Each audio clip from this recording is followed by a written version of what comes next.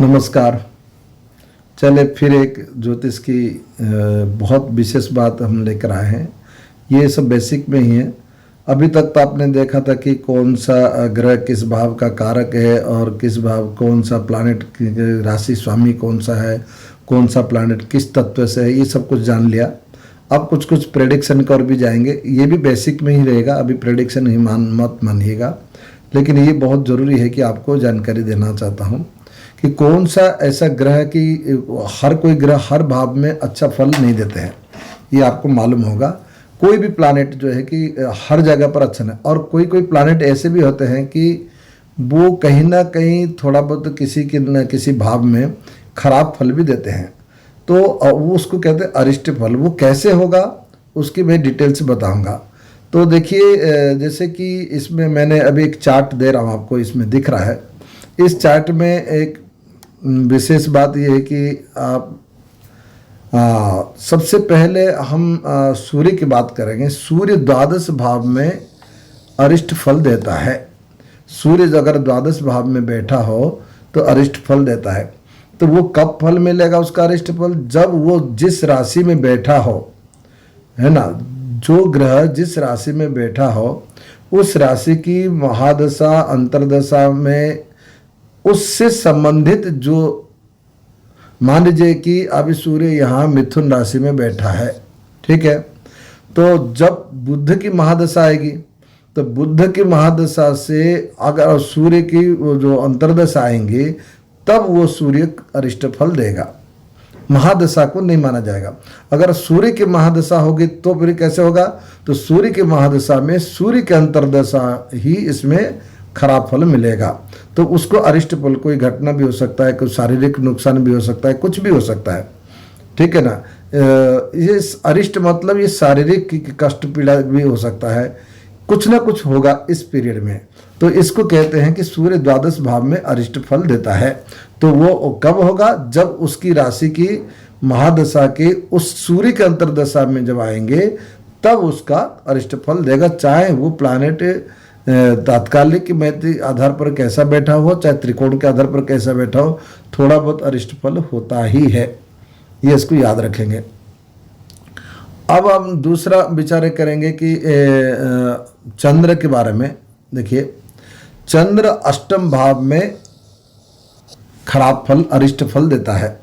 चंद्र कौन सा? अष्टम भाव में। तो चंद्र अष्टम भाव में खराब फल देगा कैसे? मैंने वही बताया। जब चंद्रमा जिस राशि पर बैठा, मान लीजिए चंद्रमा यहाँ मकर राशि यानी कि 10 नंबर राशि पर बैठा है, ठीक है ना। तो शनि की महादशा जब भी शुरू होगी उसके जब शनि की महादशा में चंद्र की अंतरदशा जब आएगा तब वो अरिष्ट फल देता है। तो ये बात याद रखिएगा, चंद्र अरिष्ट फल अष्टम भाव में देता है, ठीक है। अब चलते, सूर्य चंद्र हो गया, मंगल कर चलते हैं। मंगल की हम देखेंगे। मंगल कौन सी? मंगल सप्तम भाव में अरिष्ट फल देता है। मंगल सप्तम भाव में अरिष्ट फल देता है। तो मंगल सप्तम भाव में अरिष्ट फल देता है, इसका मतलब मांगलिक की आधार पर नहीं है। मांगलिक के विचार हम अलग से करेंगे कि मांगलिक विचार कैसे होता है। इसके मतलब मांगलिक की विचार के लिए हमें मिनिमम 3 से 4 एपिसोड बनाना है, क्योंकि डिटेल्स देना है। तो मांगलिक विचार का अलग रहेगा। लेकिन मंगल सप्तम में बैठा हो, जब मंगल, मान लीजिए यहाँ मंगल, मैं एक उदाहरण दे देता हूँ कि 6 नंबर राशि पर बैठा है, यानी कि कन्या राशि पर मंगल बैठा है। तो बुध की महादशा जब आएगी और मंगल का अंतरदशा में जब आएगा तो वो मंगल थोड़ा सा अरिष्ट फल देता है। मान लीजिए यहाँ 7 नंबर तुला की राशि आ जाएगी। तुला यानी कि शुक्र की महादशा में मंगल के अंतरदशा, वो थोड़ा बहुत शारीरिक पीड़ा निश्चित रूप से होती है। चाहे अन्य सेक्टर में कैसा क्यों ना हो, वो शारीरिक कष्ट का देता है। किसी किसी की ऐसे घटना दुर्घटना इतना भी बड़ी हो जाती है कि उसके डेथ भी हो सकता है। तो इसलिए डेथ की विचार करने के लिए उसकी कहीं मार्केट से संबंध हो जाए तो ये व्यक्ति का मृत्यु भी हो सकता है।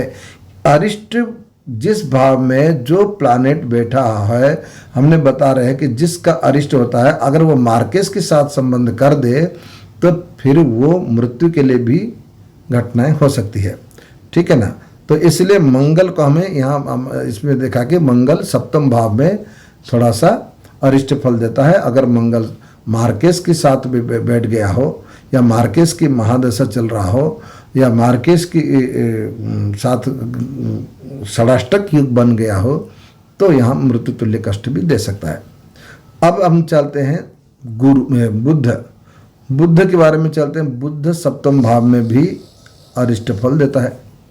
तो बुद्ध भी कैसा होगा? बुद्ध भी ऐसे अरिष्ट फल देगा। तो बुद्ध सप्तम भाव में बैठा हो तो थोड़ा बहुत शारीरिक कष्ट दे ही देगा। यदि वो मार्केश के साथ संबंध कर लेता है तो वहाँ बुद्ध मार्केश बहुत बड़ी घटना को भी सूचित कर सकता है। तो आप मान लीजिए बुद्ध भी सप्तम भाव में, चाहे इसका मैंने बताया कि इसका निर्णय कैसे करना है। बुद्ध जिस राशि पर बैठा हो उस राशि की दशा में, बुद्ध की अंतरदशा में अरिष्ट फल देगा। अगर वो राशि की, अगर मान लीजिए बुद्ध मार्केश के साथ संबंध करे तो वो चाहे रोग की, चाहे दुर्घटना से, किसी भी तरीका से वो घटना को सूचित करता है। तो ये बात याद रखिएगा। बुद्ध हो गया। अब गुरु को देखिए, गुरु तृतीय भाव में, इसलिए शास्त्र में महर्षि पाराशर जी ने लिखा है तृतीय गुरु मरणम ध्रुवम, मतलब तृतीय गुरु जो है कि मरणम ध्रुवम कहा गया है, मृत्यु तुल्य कष्ट दे सकता है। यदि गुरु और मार्केश के साथ संबंध करता है तो ये याद रख लीजिएगा, मार्केश को हटाकर स्वयं गुरु मार्केश बन जाता है। ये इतना खतरनाक है कि तृतीय गुरु मरणम ध्रुवम। हाँ, तृतीय गुरु कभी मैरिज लाइफ के लिए, क्योंकि सप्तम भाव पर दृष्टि डालेगा तो वो रहेगा। लेकिन उस समय में आपको ध्यान रखना पड़ेगा कि अगर मान लीजिए मार्केश की दशा में तृतीय स्थान में गुरु बैठा हो, मार्केश की दशा चल रहा हो और उसी के साथ अंतरदशा अगर गुरु का आ गया तो उस समय में आपको कोई ना कोई महामृत्युंजय इत्यादि का, या मृत्यु संजीवनी, या आयु वर्धन के लिए, आरोग्य मंगला, कुछ ना कुछ आपको उपाय करना पड़ेगा। उपाय मैं बताता हूँ कि आगे क्या करना चाहिए, ठीक है ना। चलिए, अब गुरु हो गया। अब चलते हैं शुक्र किस राशि में, कौन सी भाव में देगा? इसमें शुक्र के लिए कहा गया है कि शुक्र को कहा गया है कि यदि शुक्र कर्क अथवा सिंह राशि में हो, ये देखिएगा यहाँ नीचे लिखा में, कर्क अथवा सिंह राशि में कहीं पर बैठ जाए तो थोड़ा सा नेगेटिव फल देता है। कर्क अथवा सिंह राशि में बैठा हो, यदि चंद्रमा की महादशा में शुक्र की अंतर्दशा आ जाए, और या चंद्रमा की सूर्य की महादशा में शुक्र की अंतर्दशा, बहुत अच्छा फल नहीं होता है। ये बात याद रखिएगा, ये अरिष्ट निश्चित रूप से होता है। अच्छा, अब शनि आ जाइए। शनि के बारे में हम विचार कर लेते हैं। शनि किस भाव में अच्छा खराब फल देता है? शनि लग्न में अगर बैठा हो तो शनि खराब फल देगा।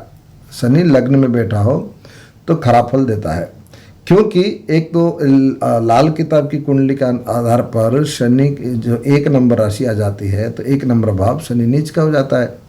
और दूसरी बात है कि एक और सूत्र का आगे कि धनु लग्न अगर बैठा हो, शनि अकेला बैठा हो तो वो खराब फल देता है, लेकिन उसको धनी भी बना देता है, करोड़पति भी बना देता है, क्योंकि धन का स्वामी होकर लग्न में बैठ जाना, ठीक है ना। तो शनि लग्न में अगर बैठा हो तो अरिष्ट फल देगा। यदि शनि सूर्य की महादशा चल रहा हो, मान लीजिए सप्तमेश की सूर्य की महादशा और शनि की अंतरदशा और शनि लग्न में बैठा हो तो वो बहुत बड़ा अरिष्ट फल होगा। तो कोई ना कोई घटनाएं होंगी, तो सावधान उस टाइम पे कैसे क्या करना है, उपाय इत्यादि मैं बताऊंगा। अब शनि हो गया। राहु और केतु, राहु हमेशा याद रखिएगा, राहु हमें इसमें लिखा नहीं है, राहु धनु राशि में, ठीक है, कौन सी? राहु धनु राशि में और केतु मिथुन राशि में, ये बात याद रखिएगा, ठीक है ना। केतु मिथुन राशि में, राहु धनु राशि में और केतु मिथुन राशि में, ये 2 प्लैनेट इन राशि में बैठा हो तो उन राशि की जब महादशा आएंगे, जैसे कि मान लीजिए राहु धनु राशि में, यानी कि गुरु की महादशा में राहु की अंतरदशा और बुध की महादशा में केतु की अंतरदशा, थोड़ा सा अरिष्ट होता है। वो अरिष्ट कैसे आप निकालोगे?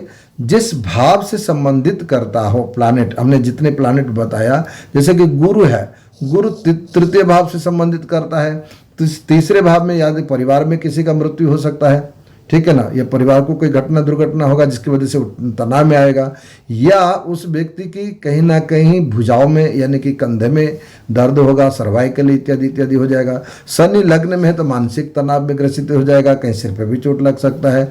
बुध मंगल और बुध ही अगर सप्तम में है तो कहीं गुप्तांग में या हिप्स में या कहीं ना कहीं पत्नी को भी कोई शिकायत आ सकती है।